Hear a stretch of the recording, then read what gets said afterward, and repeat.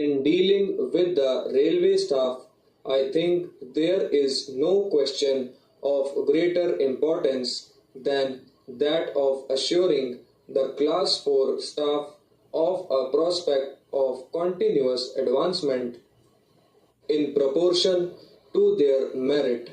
Now, the Railway Enquiry Committee referred to this matter about 8 years ago. I scan the Railway Board's report every year in order to see what progress has been made in this matter and how far training has been provided for the staff and new avenues of promotion opened out to them. But I am disappointed year after year. I am therefore glad to learn that the railway minister is attending to this question.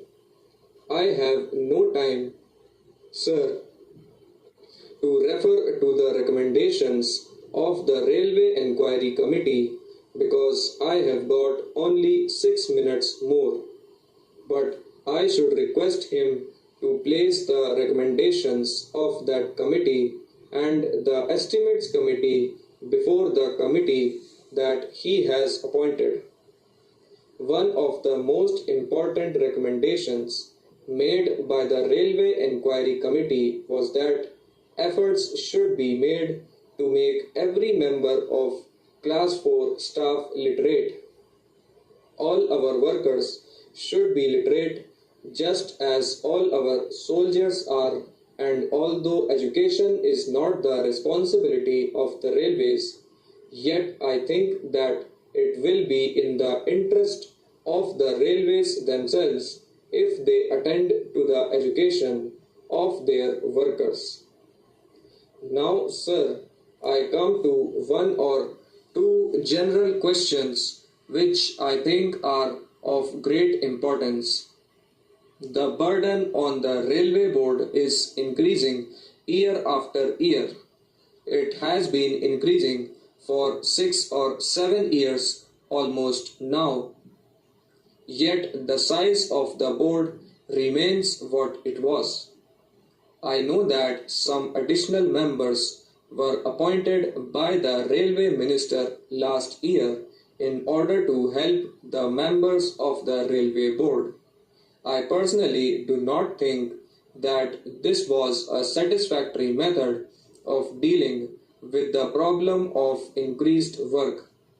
I hold the view that it is better to increase the strength of the board than to add to the number of officers. I should, however, like to know how far this experiment has succeeded. The railway minister has not said a word about it in his budget speech, although it is a matter of great importance. I should also like to know what the status of these additional members will be in the setup of the railways. Another question to which I would like to refer is that of decentralization.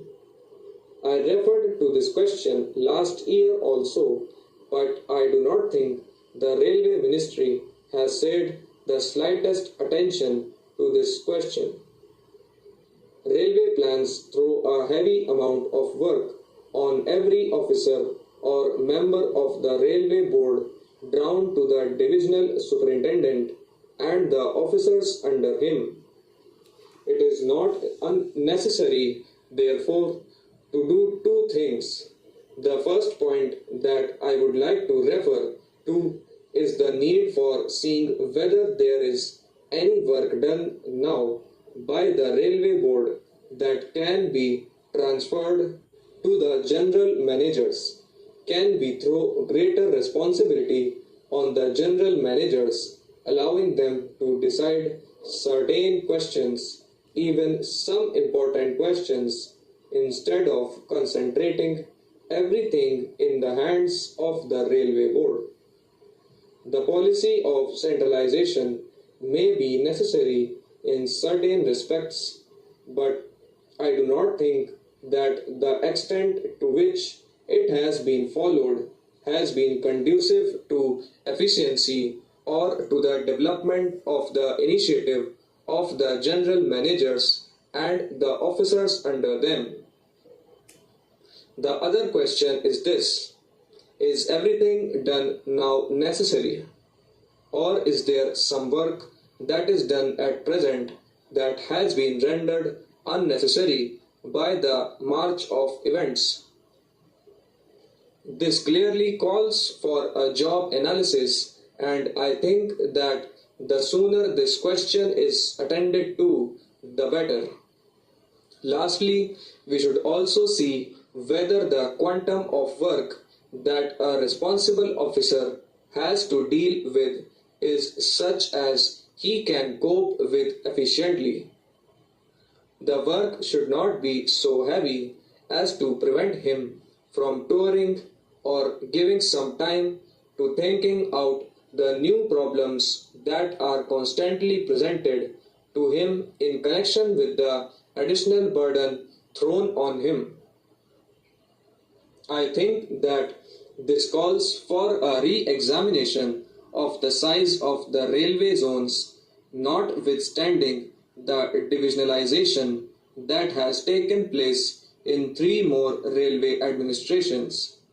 There is a limit to the work that can be done even under a divisionalized administration, and I think it will be wise of the Railway Ministry and the Railway Board to look into this matter while they have time to do things right. If they wait for 5 years, things may come down with a crash, and it may not be easy for them to maintain the old efficiency, let alone further improvement. This question, so far as I know, has received no attention from government. The importance of giving the officers at the present time for touring, for developing personal contacts and giving personal supervision and guidance has not been adequately examined so far.